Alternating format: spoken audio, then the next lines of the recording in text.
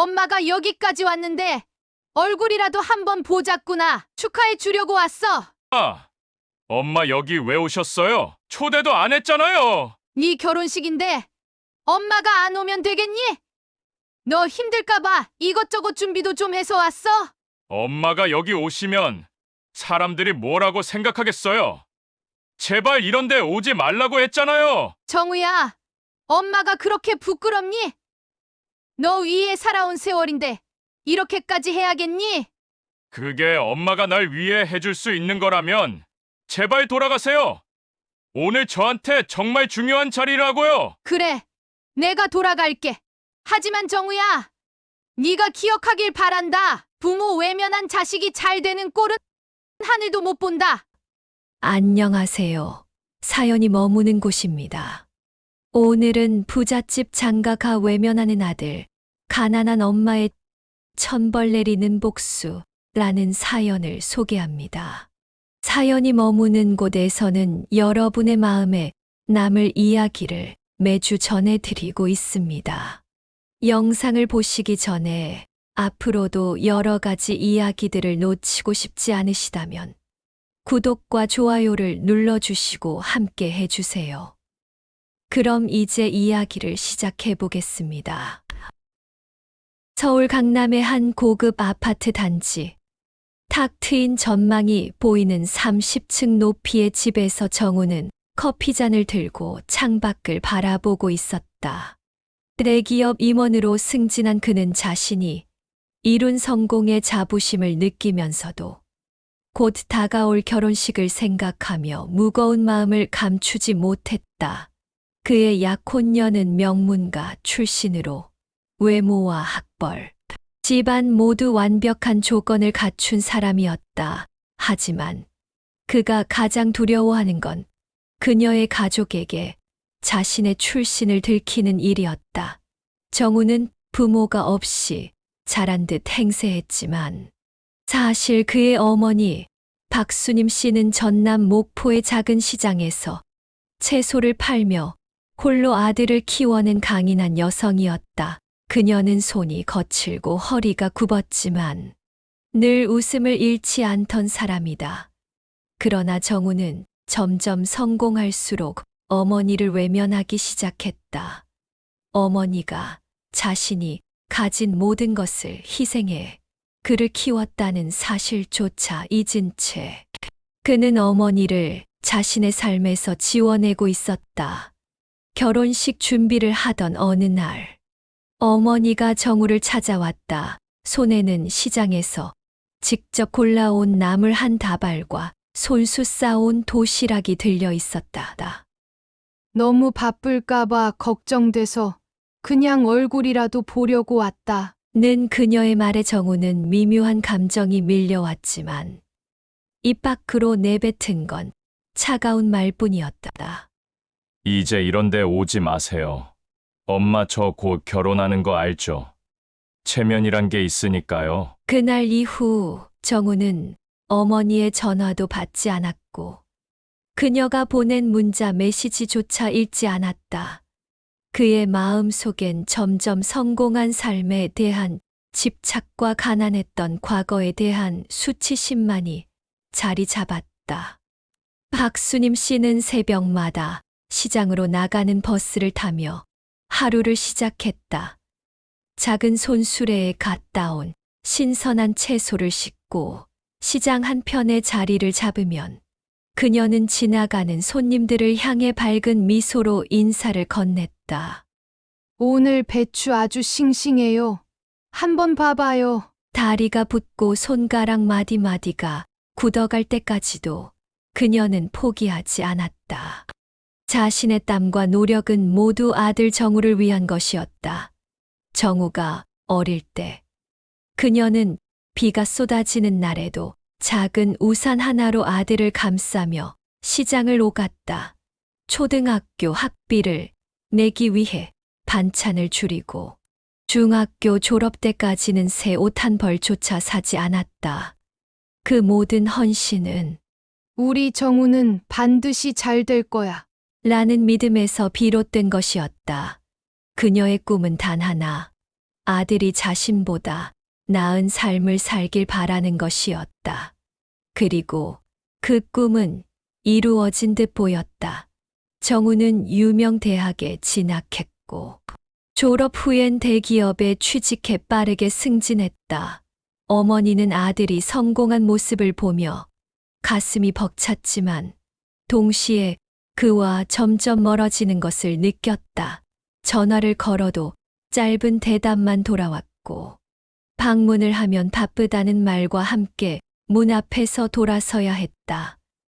박수님 씨는 자신이 부담이 될까봐 걱정하며 더욱 조심스러워졌다.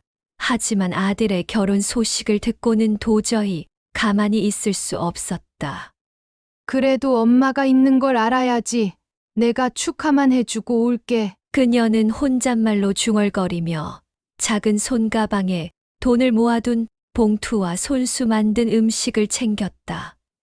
결혼식을 앞둔 어느 날, 그녀는 아들이 있는 사무실 근처로 찾아갔다. 멀리서 바라본 정우는 깔끔한 정장을 입고 직장 동료들과 웃으며 이야기하고 있었다.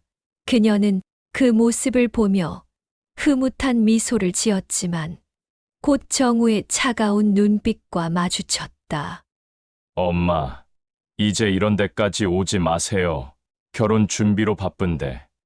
괜히 눈에 띄면 복잡해지니까요. 그 말은 박수님 씨의 가슴에 못을 박았다. 하지만 그녀는 상처받은 내색 없이 애써 웃으며 그래, 알았다. 엄마가 방해하지 않을게. 라고 말하며 돌아섰다. 돌아가는 길. 눈물이 고였지만 그녀는 손으로 눈을 가리고 한숨을 삼켰다. 내 아들이니까 이해해야지. 그냥 내가 부족한 거겠지. 라며 스스로를 위로했지만 그날 이후 그녀의 마음은 조금씩 무너져 내리고 있었다. 결혼식 날, 서울의 한 고급 웨딩홀은 화려한 장식과 손님들로 북적였다. 벚꽃 무늬로 장식된 아치와 빛나는 샹들리에 아래서 신랑, 신부의 모습을 기다리는 하객들의 얼굴엔 기대와 설렘이 가득했다. 모두가 고급스러운 드레스와 정장을 차려입은 채 환한 미소로 사진을 찍고 있었다. 그곳 어딘가에 박수님 씨도 있었다. 수님 씨는 웨딩홀 근처 주차장 한쪽 구석에 서 있었다. 초라한 외투를 입고 시장에서 쓰던 낡은 손가방을 들고 있는 그녀는 주변 사람들과는 전혀 다른 모습이었다. 한 손에는 결혼 선물로 준비한 봉투와 아들이 좋아했던 김밥을 손수 쌓아 온 도시락이 들려 있었다. 화려한 분위기 속에서 그녀는 점점 작아지는 기분을 느꼈다. 내 아들이 주인공인 날인데 나도 축하해야 하지 않겠어? 그녀는 애써 자신을 다독이며 입구 쪽으로 걸음을 옮겼다. 하지만 웨딩홀로 들어가는 길목에서 그녀의 눈에 정우가 포착되었다. 깔끔한 턱시도를 입고 신부와 함께 서 있는 그는 어릴 적에 그 소년이 아니었다. 화려한 미소를 띤 그의 모습은 성공한 사회인의 그것이었고 그녀와는 다른 세상 사람처럼 보였다. 정우도 어머니를 발견했다. 수님 씨는 아들을 향해 손을 흔들며 작은 목소리로 불렀다.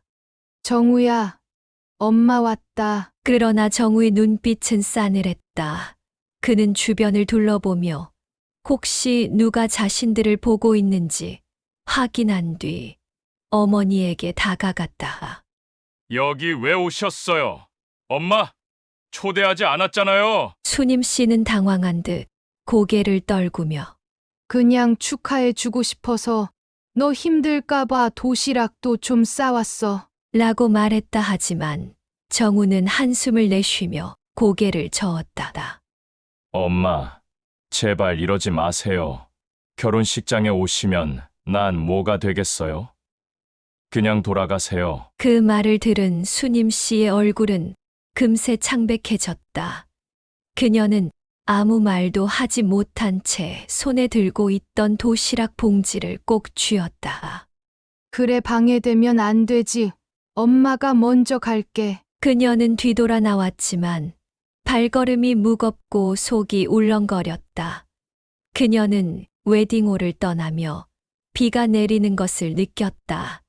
작은 비가방 하나 없이 걸음을 옮기던 그녀의 옷은 금세 젖어갔다. 주차장 근처에서 멈춰선 그녀는 비를 맞으며 조용히 앉았다. 그래. 내가 초라해서 그런 거겠지. 잘 살면 됐어. 그거면 됐지. 그녀는 스스로를 위로했지만 손에 쥔 봉투와 도시락은 비에 젖어가며 그녀의 가슴에 깊은 상처를 새겼다. 웨딩홀 안에서는 박수 소리가 울려 퍼졌고 정우는 아무 일 없었다는 듯 웃으며 손님들을 맞이했다. 하지만 웨딩홀 밖 빗속에서 어머니는 홀로 그 자리를 지키며 오래도록 아들의 모습이 보이지 않을 때까지 서 있었다. 결혼식장에서 외면당한 뒤 박수님 씨는 집으로 돌아오는 길 내내 고개를 들지 못했다. 웨딩홀 앞에서 그녀를 스쳐 지나가던 정우의 차가 빗속을 달리던 장면이 머릿속에서 지워지지 않았다. 어머니를 본체 만체하고 지나가던 아들의 차가 멀어질수록 그녀의 마음도 서서히 무너져 내렸다. 집에 도착한 수님 씨는 젖은 옷을 갈아입지도 않은 채 작은 방 한쪽에 주저앉았다. 시장에서 쓰던 손가방을 내려놓으며 한숨을 내쉬었지만 그 안에는 결혼식 축하 선물로 준비했던 봉투와 정성스레 싼 도시락이 고스란히 남아 있었다. 그녀는 봉투를 꺼내 손으로 몇 번 쓰다듬으며 혼잣말을 중얼거렸다. 이 돈 한 푼 한 푼 모으느라 내가 얼마나 고생했는데 정우가 이런 엄마를 부끄러워하다니. 그녀는 창문을 열어 빗소리를 들으며 자신을 달래려 했지만 마음은 좀처럼 가라앉지 않았다. 오히려 과거의 기억이 머릿속을 스쳤다. 정우가 어릴 적 시장에서 남은 채소를 팔아 겨우 학비를 냈던 일, 도시락을 싸들고 아들의 운동회에 갔던 일, 그리고 비 오는 날 아들이 감기에 걸릴까봐 우산을 씌워주며 젖은 몸으로 시장을 향했던 모든 날들. 그런 모든 기억들이 자랑스러움이 아닌 배신감으로 다가왔다. 그날 밤 수님 씨는 방 한가운데 무릎을 꿇고 앉았다. 손을 모으고 기도하듯 중얼거리기 시작했다. 하늘도 알고 땅도 알 거야. 내가 이 아이를 위해 어떻게 살아왔는지. 하지만 이제 나도 더는 참지 못하겠다. 그녀는 떨리는 손으로 눈물을 닦으며 말을 이었다.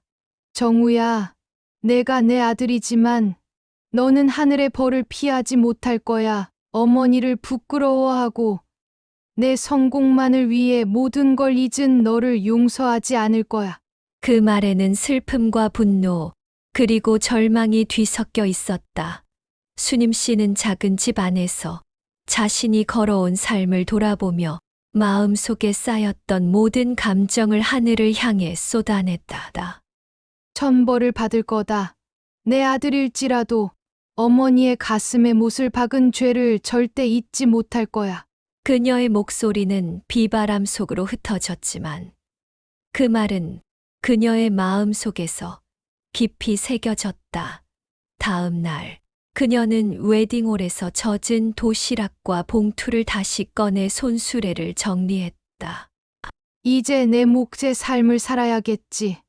나도 내 길을 가야 하니까. 그녀는 아들에게 더 이상 연락하지 않기로 결심했다.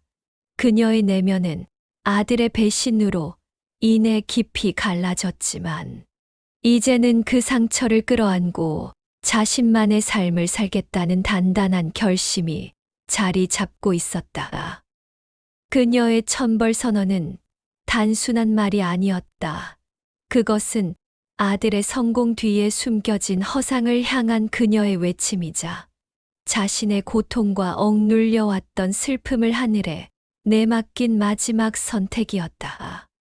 결혼식이 끝난 후 정우의 삶은 겉으로는 여전히 화려해 보였다.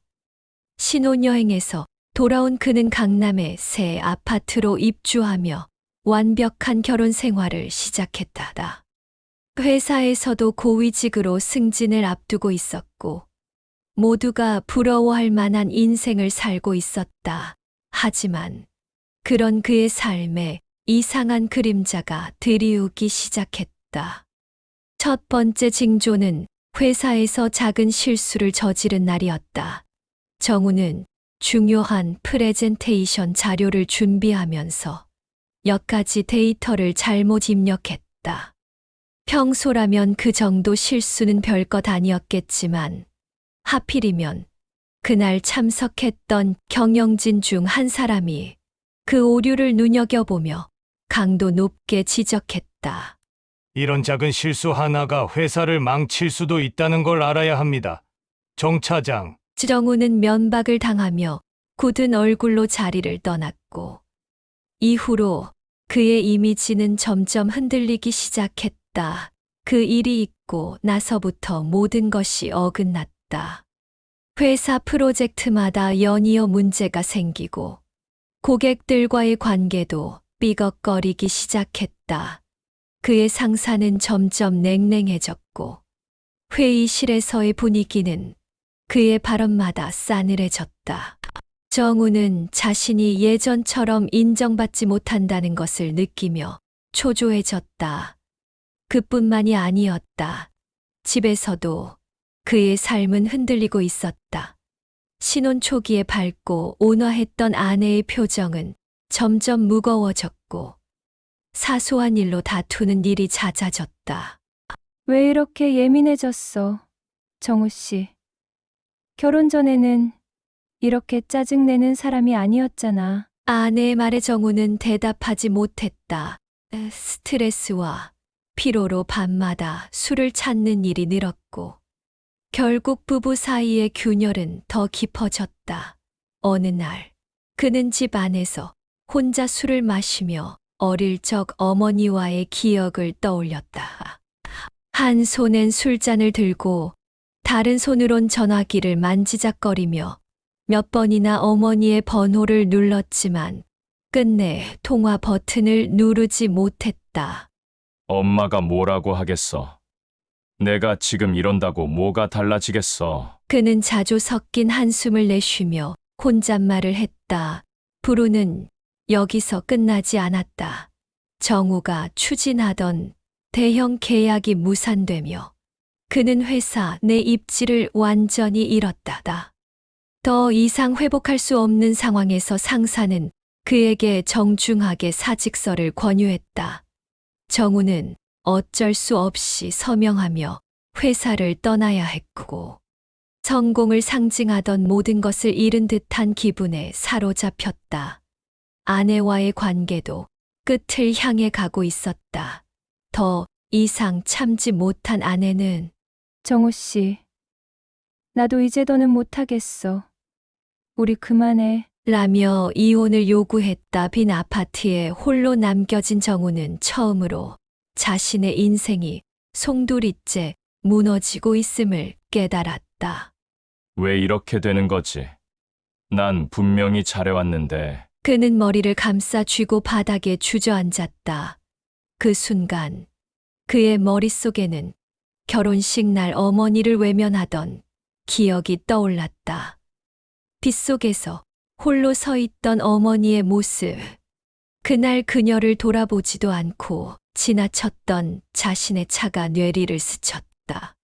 설마 엄마 때문인가? 그는 차가운 진실과 마주하며 비로소 어머니의 존재와 그녀가 자신에게 가졌던 의미를 떠올렸다. 하지만 이미 모든 것을 잃은 뒤였다. 모든 것을 잃은 정우는 더 이상 버틸 힘이 없었다. 회사에서 잘리고 아내와 이혼한 뒤 그는 텅 빈 강남 아파트에 홀로 앉아 자신의 처지를 돌아보았다. 방 한가운데에는 쌓여 있는 상자들이 그가 잃은 삶의 흔적처럼 보였다. 침대에 누워도 잠들 수 없었고 술로 시간을 때워도 마음의 공허함은 채워지지 않았다. 어머니가 뭐라고 했더라? 천벌을 받을 거라고? 정우는 혼잣말을 하며 그 말을 곱씹었다. 처음에는 미신처럼 느껴졌던 그 말이 이제는 자신의 삶을 망가뜨린 원인인 것처럼 느껴졌다. 그는 어머니의 얼굴을 떠올렸다. 비 오는 날 웨딩홀 앞에서 우산도 없이 서 있던 어머니의 모습. 초라한 손가방을 들고 자신에게 손을 흔들던 모습이 잊히지 않았다. 정우는 몇 번이고 어머니에게 전화를 걸어보려 했지만 벨이 울릴 때마다 마음이 약해졌다. 지금 와서 뭐라고 사과한단 말이지. 내가 한 짓을 용서해 줄 리가 없잖아. 그는 전화기를 내려놓고 머리를 감싸며 울먹였다. 그러나 결국 그는 결심했다. 어머니를 찾아가 직접 용서를 구하는 것만이 유일한 길이라는 생각이 들었다. 그는 어머니가 살던 집 주소를 기억해냈다. 전남 목포의 한 낡은 주택가. 그의 어린 시절을 함께했던 그곳이었다. 다음 날 정우는 오래된 정장을 챙겨 입고 목포로 향하는 기차에 몸을 실었다. 기차 안에서 그는 창밖을 바라보며 여러 감정에 휩싸였다. 내가 왜 그렇게 했을까? 어머니가 나를 위해 얼마나 희생했는지 잘 알면서도. 그는 어릴 적 어머니가 비 오는 날마다 자신에게 우산을 씌워주던 장면, 시장에서 돈이 없어 고생했던 순간들, 그리고 그의 졸업식에서 감격의 눈물을 흘리던 어머니의 얼굴을 떠올리며 후회로 가슴을 쳤다. 목포에 도착하자 그는 곧바로 어머니의 집을 찾아갔다. 하지만 집 앞에 다다랐을 때 그는 예상치 못한 장면과 마주했다. 작은 나무 대문은 오래전부터 열리지 않았던 듯 녹이 슬어 있었고 마당의 화분들에는 풀이 무성히 자라 있었다. 그는 초인종을 눌러보았지만 안에서는 아무 소리도 들리지 않았다. 어머니, 저예요. 정우예요. 그는 소리쳤지만 대답은 없었다. 마침 지나가던 이웃 주민에게 물어보니 어머니는 몇 달 전 이 집을 떠났다는 말을 들었다. 박 여사님요? 오래전에 이사 가셨어요. 어디로 가셨는지는 모르겠네요. 혼자 살기 힘드셨나 봐요. 이 말을 들은 정우는 망연자실한 표정으로 그 자리에 서 있었다. 어머니가 나를 떠난 건가? 그는 두 손으로 얼굴을 감싸고 울음을 삼켰다. 집 앞에 주저앉은 정우는 다시 한번 어머니를 외면했던 결혼식 날을 떠올렸다. 그날 어머니가 들고 있던 작은 손가방, 젖은 옷, 비 속에서 떨고 있던 모습이 마치 자신의 잘못을 꾸짖는 듯 눈앞에서 생생하게 떠올랐다. 엄마, 내가 잘못했어요. 정말 잘못했어요. 그는 마당에 쓰러지듯 주저앉아 땅을 치며 흐느꼈다. 그날 정우는 한참을 그 집 앞에서 울었다. 어머니를 찾을 길이 없다는 사실이 그의 가슴을 더욱 무겁게 짓눌렀다. 이게 천벌인 거겠지. 내가 어머니를 버렸으니 이제 어머니도 나를 떠난 거겠지. 그는 스스로를 원망하며 텅 빈 집 앞에서 어머니를 기다렸다. 그날 이후 정우는 목포에 남아 어머니를 찾으려 했지만 결국 그 어디에서도 그녀를 찾을 수 없었다. 그는 자신이 버린 어머니의 사랑과 희생을 가슴 깊이 새기며 평생을 후회 속에서 살아가기로 결심했다. 목포의 작은 마을에서 어머니를 찾으려는 정우의 노력은 결국 허사가 되었다. 어머니의 흔적은 어디에서도 찾을 수 없었고 그가 마주한 것은 마을 주민들의 애매한 대답과 시간이 멈춘 듯한 낡은 집뿐이었다. 어머니가 그토록 사랑했던 작은 화단은 잡초로 뒤덮였고 집은 폐허처럼 변해가고 있었다. 정우는 매일 그 집 앞에 앉아 어머니를 기다렸다. 엄마, 나 좀 용서해줘요. 정우는 집 앞에 놓인 낡은 대문을 바라보며 혼잣말을 했다. 그의 목소리는 떨렸고 눈은 이미 울음으로 붉게 충혈되어 있었다. 그동안 무시하고 외면했던 어머니의 사랑이 그를 더 깊은 절망으로 몰아넣고 있었다. 시장에서 채소를 팔며 자신을 키웠던 어머니의 손.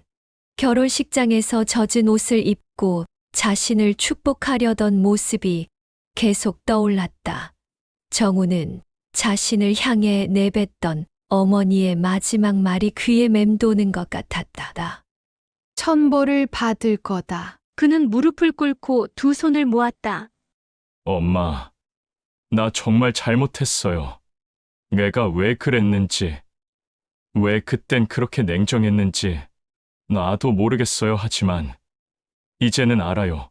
엄마가 없으면 내가 아무것도 아니라는 걸. 한참 동안 대답 없는 집 앞에 머물던 그는 어머니의 흔적을 찾아 집 안으로 들어가 보기로 했다. 대문을 밀고 들어서니 오래된 나무 바닥은 삐걱거렸고 작은 거실에는 먼지가 쌓여 있었다. 벽에는 어릴 적 그의 사진이 걸려 있었고 낡은 선반에는 그의 졸업식 사진이 아직도 놓여 있었다. 그 사진 속 어머니는 정우를 바라보며 환하게 웃고 있었다. 그 사진을 본 순간 정우는 참았던 울음을 터뜨렸다. 엄마, 그때 왜 난 엄마가 부끄럽다고 생각했을까요? 왜 엄마가 나를 위해 했던 모든 것들을 잊어버렸을까요? 그는 사진을 가슴에 안고 바닥에 주저앉았다. 먼지가 묻은 사진 속 어머니의 미소가 마치 지금도 그를 위로하려는 것처럼 보였다. 정우는 방 안을 둘러보다가 작은 상자를 발견했다. 상자 안에는 그가 어릴 적에 썼던 편지들과 어머니가 그의 이름을 적어둔 노트가 들어 있었다. 그 속에는 정우의 성공을 자랑스러워하던 어머니의 마음이 고스란히 담겨 있었다. 노트의 마지막 페이지에는 이렇게 적혀 있었다. 우리 정우, 엄마가 못 배워서 늘 미안했어. 하지만 정우가 성공해서 엄마는 세상 누구보다 행복했단다. 네가 어디에 있든 엄마는 언제나 내 편이야. 정우는 노트를 읽으며 다시 한번 어머니의 사랑을 느꼈다. 그 사랑을 외면했던 자신이 너무도 한심하게 느껴졌다. 그는 노트를 꼭 끌어안고 집 밖으로 나왔다.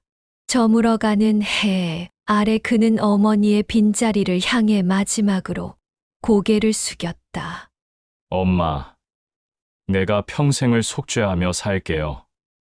내가 잃어버린 걸 절대 잊지 않을게요. 그는 집 앞에 무릎을 꿇고 긴 시간 동안 용서를 빌었다.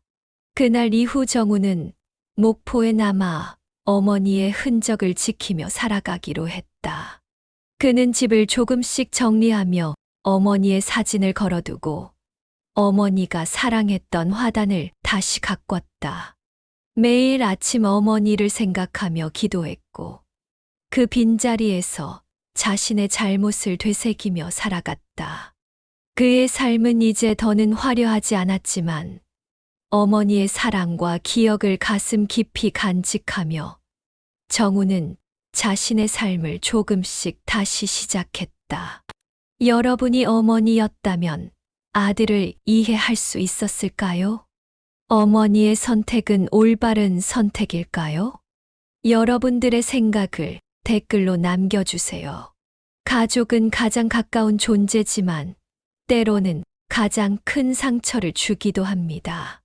우리가 서로를 외면하기 전에 다시 한번 따뜻한 손을 내밀 수 있기를 바랍니다.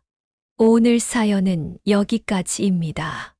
구독, 좋아요, 알람 설정을 하시면 앞으로도 놓치기 쉬운 이야기들을 가장 빠르게 만나보실 수 있습니다. 여러분의 관심이 더 많은 이야기를 전하는 큰 힘이 됩니다. 감사합니다.